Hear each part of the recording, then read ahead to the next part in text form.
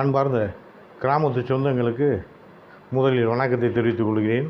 நமது கிராமத்தில் இதற்கு முன்னாடி இருக்கக்கூடிய ஏதோ ஒரு பதிவில் நான் போட்டிருக்கேன். ஆனால் அதெல்லாம் உண்மையில் நடந்துக்கிட்டு இருக்கிறது தான் நான் போட்டுக்கிட்டே இருக்கேன். நல்லா கவனிங்க. நமது எலக்ட்ரிசிட்டி போர்டிலேருந்து ஒரு டிரான்ஸ்ஃபார்மர் அமைச்சிருக்காங்க. அதுக்கு அரசாங்கத்திலேருந்து 5,00,000 ரூபா சாங்ஷன் பண்ணி அவங்க போட்டு கொடுத்துருக்காங்க. இவங்க கிராமத்தில் தலைவர்னு சொல்கிறவன், அப்புறம் இன்னொரு அண்ணே பெரியவர் பிரிட்டோ, எலியாசு என்ற இன்னாசி, இந்த மாதிரி பல பேர் ஒரு ஒரு ஒரு நல்ல ஒரு கொள்ளையடிக்கிற கும்பல் ஒன்று இருக்குது. இந்த கும்பல் என்ன பண்ணிட்டாங்க, கிராமத்தில் வரி போட்டாங்க. வரி போட்டு பணம் வாங்கினாங்க. நான் எதுக்கு விடணும்?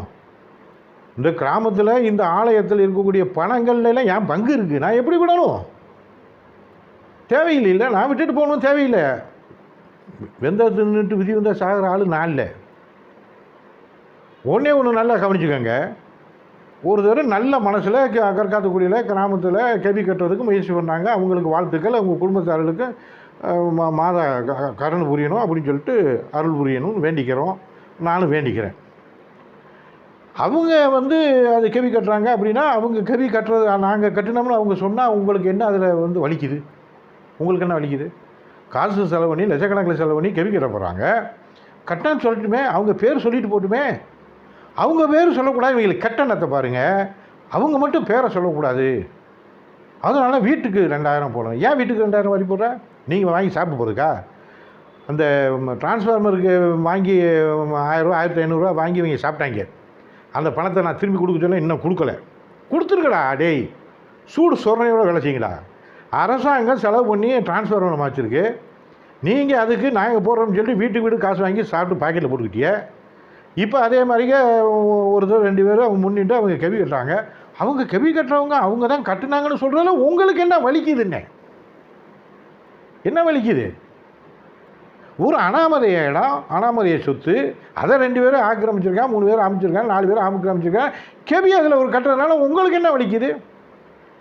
இதுக்கு ஏன் அவர் கட்டுற ஒரு பேரை சொன்னால் உங்களுக்கு என்ன? ஏன் கட்டின ஒரு பேரை சொல்லி ஏன் எல்லோரும் இப்போ கொடிமலை வச்சா உபயம் அப்படின்னு எழுத மாட்டாங்களா? சப்பரம் செஞ்சவங்களை மட்டும் உபயம் சென்னை வாழ் மக்கள்னு போடலையா? சொல்ல மாட்டீங்களா? ஏன் அதெல்லாம் அவங்க செஞ்சு போட்டாங்கன்னா அவங்க பேரை சொல்கிறதுனால உங்களுக்கு என்ன கஷ்டம்? ஏன்னா இங்கே இருக்கவன் என்னது இந்த மக்களை ஏமாற்றி நல்லா வாங்கி சாப்பிட்டு கொளுத்து போச்சு இவங்களுக்கு. இவங்க பெரிய பஸ்ஸாக மாதிரிக்க, ரொம்ப விவரம் தெரிஞ்சது மாதிரிக்க, நல்லா ஒவ்வொருத்தனையும் தூண்டி விட்டு அங்கிட்ட நிலத்தை அடிக்க சொல்கிறது, இங்கிட்ட அடிக்க சொல்கிறது, இவனை மம்பளை முட்டி விடுறது, அவனை மம்பளை முட்டி விடுறது, இவனை கேஸில் முட்டிடுறது. டேய், உங்களால் நிறையா ஊரில் ஊழல் பண்ணி, நிறைய பேர் சிக்கலை பண்ணி, நிறைய சொத்துக்களை நீங்கள் பட்டா மாற்றம் தெரியாமல் பட்டா மாற்றம் பண்ணி, நீங்கள் எல்லா பேருக்கும் நீங்கள் சிக்கலை தாண்டா ஏற்படுத்தி வச்சுருக்கீங்க. எவனை நல்லவனு சொல்லு. நான் சொன்னவனுக்கு போகிறாங்க, நான் ஆதாரம் வச்சுருக்கேன். சொல்லு, நீ நல்லவன. ஒரு சொத்தை மட்டும்தான் நாங்கள் பெயர் மாற்றம் பண்ணாராம். 3 சொத்துக்கும் என் பேரில் நான் கரையும் பெற்ற சொத்து. எனது பேரில் பட்டா மாற்ற வேண்டியது அரசாங்கத்துடைய கடமை. என் பேரில் பட்டா மாற்றுக்கு. பட்டா மாற்றி வச்சுக்கிட்டு அடமானம் வச்சாச்சு. பட்டா மாற்றி வச்சுக்கிட்டு பக்கத்தில் கோயில் சொத்தையும் சேர்த்து நீ நான் சொல்கிறேன் பாரு, உனக்கு பின்னாடி வந்துக்கிட்டே இருக்குது. உனக்கு பின்னாடி வந்துட்டு நீ ஊதாறு விட்டுட்டு ஊமாட்டி பண்ணிக்கிட்டு நீ என்னைக்கு நான் நீ என் வீட்டுக்கு வர ஆளுகளை நீ என்னைக்கு நோட்டம் போட்டியோ அன்னைக்கு நான் திட்டம், நீ ஏதோ இந்த ஊரில் தப்பு பண்ணிக்கிட்டு இருக்க அப்படின்னு சொல்லிட்டு நான் முடிவு பண்ணேன். நீ நல்லவன் மாதிரிய போர்வையை போத்திக்கிட்டு இந்த ஊர் மக்களை போல நீ ஏமாற்றிக்கிட்டு இருந்தாருனால நான் வெட்ட வெளிச்சமாக பேசுவேன். வெட்ட வெளிச்சமாக ரெக்கார்டு பூர்வமாக ப்ரூவ் பண்ணிடுவேன். நீ பக்கா பேச போட்டவன். நீ இந்த ஊரில் நல்ல சம்மந்தியும் சேர்ந்து நல்ல கொள்ளையடிச்சு நிர்வாகி, தற்கால நிர்வாகி, காப்பாளர், அப்புறம் ஒரு காப்பாளர், காரியதர்சி, அவர் காரியதர்சி, இவர் பொறுப்பாளர், என்னடா போட்டுக்கிட்டு கொள்ளையடிச்சுக்கிட்டு தெரிய காசு. டே முன்ன உள்ள ஆளுகளை பார்த்தியலா? காரியதர்சி இருந்தவன் குஷ்டமெல்லாம் பிடிச்சி செத்தவன்லாம் இருக்கான்டா அந்த ஊரில். நல்லா புரிஞ்சுக்கங்கடா. ஆலய சொத்து குடும்ப நாசம்டா. ஆலயத்தில் போய் கை வைக்காதீங்க. ஆலய சொத்து வேண்டான்னு விட்டுட்டு போயிருங்க. உங்களுடைய சொத்தை கூட நீங்கள் கொடுத்துட்டு போயிருங்க. புரியுதா? நீ கருணை காட்டி நீ எந்த ஒரு வேலையும் இந்த கிராமத்துக்கு நீ ஒன்றுமே செய்யலை. எனக்கு தெரியும். நீ அப்படித்தான் நான் நினச்சிக்கிறேன். நீ வேஷம் முடிக்கிட்டு இருக்க. அப்படி தான் நான் நினச்சேன். ஏன்னா என் வீட்டில் வந்துட்டு இந்த நான் காவலில் வந்து ஒரு நோட்டீஸ் அனுப்புனதுக்கு கேஸ் போடும்போது வந்து பேசும்போது வந்துட்டு நீ தான் சொன்னேன் போட்டியலா சரி போட்டோன்னா சரி போட்டினா சரி அப்படின்னு சொல்லி போனவங்க தாடா. எவனையா தூண்டி விட்டு ஏன்னா விவகாரத்தை பண்ணி விட்டுட்டு அப்புறம் கோர்ட்டில் வந்து நின்றுக்கிட்டு பாடி கடுக்கு சப்போர்ட்டுக்கு வந்து நிற்கிறது. என்ன பொழப்புடா உங்கள் பொழப்பு. நீங்கள் இப்போ வீட்டுக்கு 2000 போட்டிருக்கேன் வாங்கி அந்த பாவப்பட்ட காசுகளை அது உங்கள்கிட்ட வாங்கி உங்களுக்கு கொடுக்கும் பாவத்தை கட்டிக்காங்க. எனக்கு ஒன்றும் இல்லை. நீங்கள் கேட்குறது கொடுக்கறதுக்கு ஆள் இருக்குது. நீங்கள் ஏமாத்துறதுக்கு உங்களுக்கு தைரியம் இருக்குது, நல்லா ஏமாத்துங்க. ஏமாறுறதுக்கு ஆள் இருக்குது, ஏமாந்துட்டு போட்டோம். நான் வெளிச்சு வச்சுறேன். உனக்கு இஷ்டப்பட்டு கொடுக்கணும்ல வாங்கிக்க. கெபியாக ஒருத்தர் கட்டுறாரு அல்லது 2 பேர் சேர்ந்து கட்டுறாங்கன்னா உனக்கு எவ்வளவு வேதனை. அவங்க பேரை சொல்லிடக்கூடாதான். இப்படி சொல்லி கிராம மக்களை ஏமாற்றி இந்த திருவிழா கொண்டாடும் போது இருக்கிற பணம் போதும்னு சொன்னால் இந்த அன்னை அலங்காரத்தை கூட்டியாந்து முழுக்க வச்சுக்கிட்டு அது எப்படி வரியே போடாமல் திருவிழா கொண்டாடுவார் அப்படின்னு சொல்லி கொடுத்து சொல்ல வச்சது. அவரை சொல்லி கொடுத்துறது. அவர் வந்து முன்னாடி அவர் அது எப்படி வரியே போடாமல் சொல்லையா வரி போடாமல் திருவிழா கொண்டாடுனா நான் எங்கேயாச்சும் கேட்க மாட்டாரா? நம்ம டேய் ஓ மனச்சாட்சி தாண்டா கடவுள், ஓ மனச்சாட்சி தாண்டா இஞ்ஞாசியார். நீ நடக்கிறது நேர்மையாக நடக்கிறியா, ஒழுங்காக நடக்கிறியா, உண்மையாக நடக்க மாட்டா? என்ன சொல்லுடா, ஏதாவது தப்பு பண்ணியிருக்கேன்னு சொல்கிறா. நான் சொன்னதில் பொய்ன்னு சொல்கிறா. பொய்ன்னு சொல்லு பாப்பா.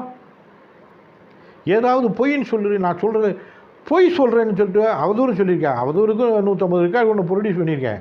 நீ அவதூறு சொல்கிற இல்லை சொல் ப்ரூஃப் பண்ணி பார்ப்போம். நீ வா, நீ என்கிட்ட கேட்ட 5 10 கேட்டில்ல, அந்த 5 10 நீ கட்டுவ எனக்கு வா. என்ன அநியாயம் பண்ணிக்கிட்டு ஊரில் அநியாயம் பண்ணிக்கிட்டு இருக்கிய? நீங்கள் வச்சதுதான் சட்டம்னு பேசிக்கிட்டு இருக்கிய. கிராம மக்களா? கிராம மக்கள்லே ஏன்டா நாங்களாம் எங்கேயா உனக்கு கிராம மக்கள்? ஏன்னா நீ சொத்தை அபகரித்து வச்சுருக்க. அது தெரியாமல் பட்டாவை ஆலயத்து மேலே மாற்ற சொல்லி அன்றைக்கே கையெழுத்து போட்டாங்கள்டா. 7 நாள் 11 பேர் கையெழுத்து போட்டு அனுப்பியிருக்காங்க. அவங்களாம் கிராம மக்கள் இல்லையோ? நீங்கள் தான் நான் கிராம மக்களோ? எல்லாரையும் அரட்டுறது, மிரட்டுறது, உருட்டுறது, கீழே விடுறது, அடிக்கிறது ஆளுகள் வச்சுட்டு. அதெல்லாம் கேனப்பையெல்லாம் இனிமேலாம் வந்து எந்த ஏமாந்தவன் எவனும் இல்லை. யார் ஒன்றும் நினச்சிக்க. நீ நினைக்கிற மாதிரிக்கே இல்லை. இனிமேலாம் ஆள் யாரும் இல்லை. புரியுதா? சவுடால் பண்ணுறது ஆள் இல்லை. ஆளை பாருங்களேப்பா. அலனையெல்லாம் பாருங்கள் எப்படி கோயில் நான் அப்பவும் சொல்லி முன்னே கோயில் செத்துலாம் சுற்றி வர பிளாட்டு போடுவாங்க, வண்டியில் கொண்டாந்து ஆலயத்துக்குள்ளோடு நிறுத்துவாங்க, லாரியை கொண்டாந்து ஆலயத்துக்குள்ளோடு நிறுத்துவாங்கலாம் சொல்லியிருக்கேன். அதை இப்படி நெருக்கி கொண்டுட்டு வராங்க. அதனால் மக்களே இப்போ கெபியாவது நல்லா கட்டட்டும். அதில் போய் நீங்கள் தலையிடாமல் இருங்கடா. டேய் கெபியை கட்டுறவங்க நல்ல விதமாக கட்டட்டும். புரியுதா?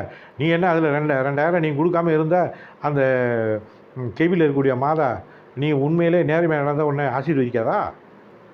நீ அயோக்கியத்தனம் போனி போட்டு ஆனாந்தூருக்கு போகிற வழியில் கருங்குடி விளக்கில் இருக்கக்கூடிய மாதா கோயிலில் போய் கையை விரிச்சுக்கிட்டு மாதாவே என்னை காப்பாற்று, என் உத்தியோகத்தை காப்பாற்று, எனக்கு வேண்டியதை நான் கேட்குறதெல்லாம் செய், ஒவ்வொரு வீடாக நான் அழிச்சிட்டு அந்தந்த வீட்டில் நான் குடியிருக்க எனக்கு உதவி செய்யணும் நீ போய் மண்டாடினா உனக்கு உதவியே செய்யாது. புரியுதா? நீ ஒழுங்காக நட. நீ இரவு சபத்துக்கு போகிறதுனாலையெல்லாம் உனக்கு வந்து இஞ்ஞாசியார் உனக்கு கருணை காட்டவே மாட்டார். நீ பூஜைக்கு முன்னாடி போய் வேண்டிட்டு வர்றதுனால உன் செஞ்ச பாவமெல்லாம் மன்னிக்கப்பட மாட்டார். நீ திருந்தணும். முதல்ல நீ கோயிலுக்கு போக முன்னே திருந்து. ஆளுகளுக்கு முன்னாடி போய் பீடத்துக்கு முன்னாடி நின்று இப்படி கையை வளைச்சி நீ வேண்டுறதுனாலையெல்லாம் ஒன்றும் நடக்க போகிறதில்ல உனக்கு. நீ ஒழுங்காக இரு. அதனால் அன்பார்ந்த சொந்தங்களே ஏமாறாதீங்க. அடுத்த பதிவில் நம்ம அடுத்த விஷயத்தை பற்றி நம்ம தெளிவாக பார்ப்போம். பார்த்துக்கோமா? வணக்கம் சொந்தங்களுக்கு.